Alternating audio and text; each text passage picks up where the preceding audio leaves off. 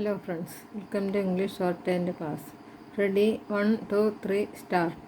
China on Tuesday offered Asian countries its vaccines as well as closer cooperation on joint vaccine development and production as it hosted 10 foreign ministers from the Southeast Asian grouping. The meeting comes as China looks to deepen its economic ties with the region as well as push back at what it sees as a renewed effort at regional engagement from the new Biden administration in the US in particular, as well as from the India, Australia, Japan, US code grouping, which earlier this year came out with a regional vaccine initiative.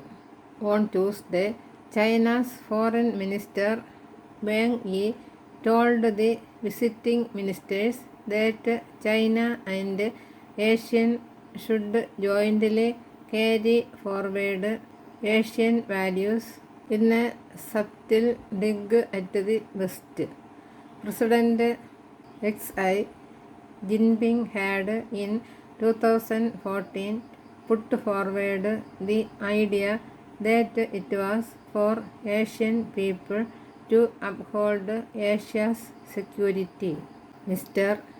Wang made a similar point on Tuesday, saying that taking root in the Oriental tradition, both sides should strengthen mutual learning and cultural exchanges and carry forward Asian values, instilling positive energy to global and regional governance.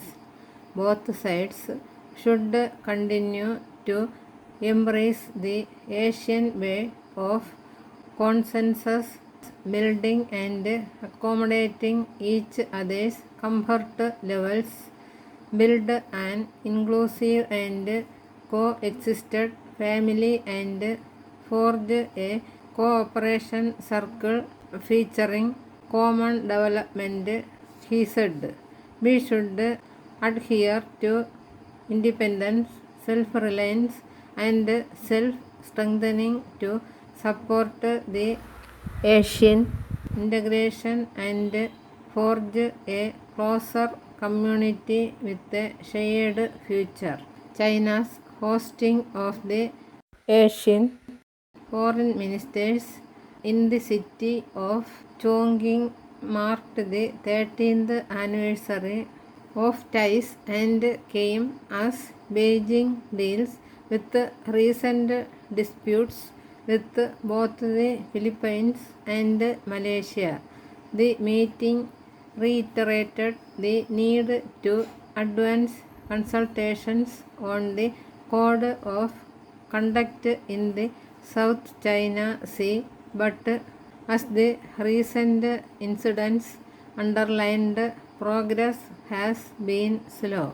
Beijing is banking on deep economic links to both offset maritime disputes and the push among some Asian countries for closer defense ties with the US amid their concerns about China's growing military footprint in the South China Sea.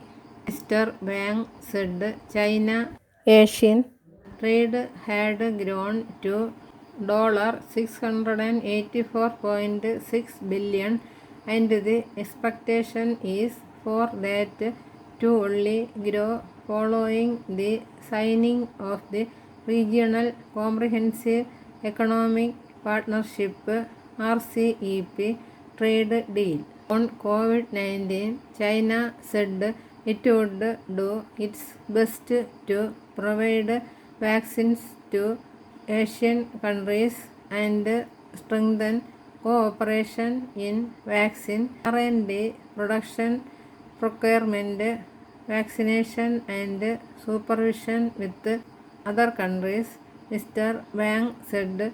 He also put forward a proposal to implement a China-Asian Public Health Cooperation Initiative and an Asian Regional Reserve of medical supplies for public health emergencies.